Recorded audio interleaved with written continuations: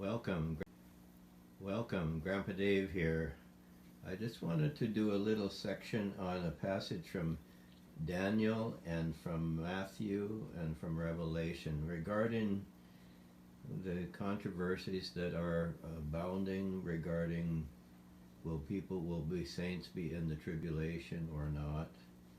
And I came across several verses that just kind of stirred me on that matter, and so I thought I'd try and put a little description of some of these verses and what it says, and we'll all draw our own conclusions. I'm fully aware of that. So, but I just wanted to put these verses up, and you can read them on the side of it. I won't be showing myself.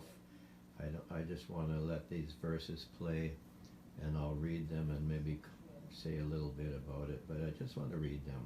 Beginning in Daniel chapter 7, verse 21, Daniel writes, "I was watching, and the same horn was making war against the saints and prevailing against them." So here we have a reference.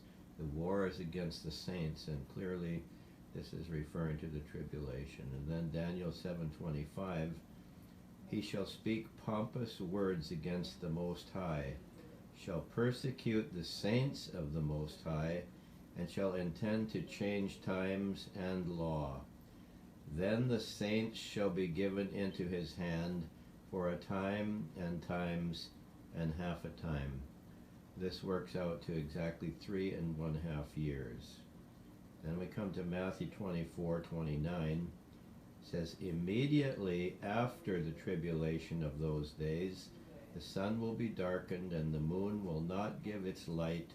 The stars will fall from heaven, and the powers of the heavens will be shaken." And then Revelation 12, verse 14. "And to the woman were given 2 wings of great eagle, that she might fly into the wilderness, into her place, where she is nourished for a time, times, and a half a time, from the face of the serpent." Again, that same period of time being 3.5 years. There's quite a confusion in this explanation. There's so many people that talk about the 7-year tribulation. That's actually not accurate. What goes on is Daniel talks about a 7-year agreement is made, and with the Antichrist and all of that. And halfway through that 7-year period, he breaks the covenant. Then is tribulation like it never was or ever will be again.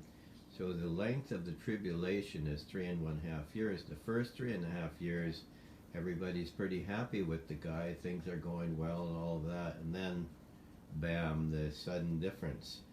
So a couple of questions that I would leave you with on this are that we have this idea that all the believers are going to be raptured before the tribulation, or that all the believers are going to be raptured at the end of the tribulation. And there is this factor of overcomers, and many of the brothers in the 1800s and that wrote about this, but evangelical Christianity in our generation has pretty much deleted that from their factoring and bought in with John Nelson Darby's pre-tribulation rapture. And I have to tell you that if if it was biblically sound, I would be all for it, and I think we would all agree that that's the case.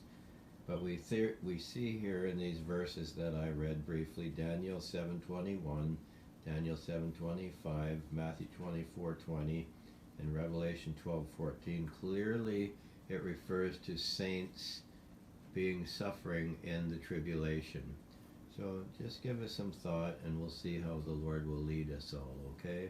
The Lord bless you.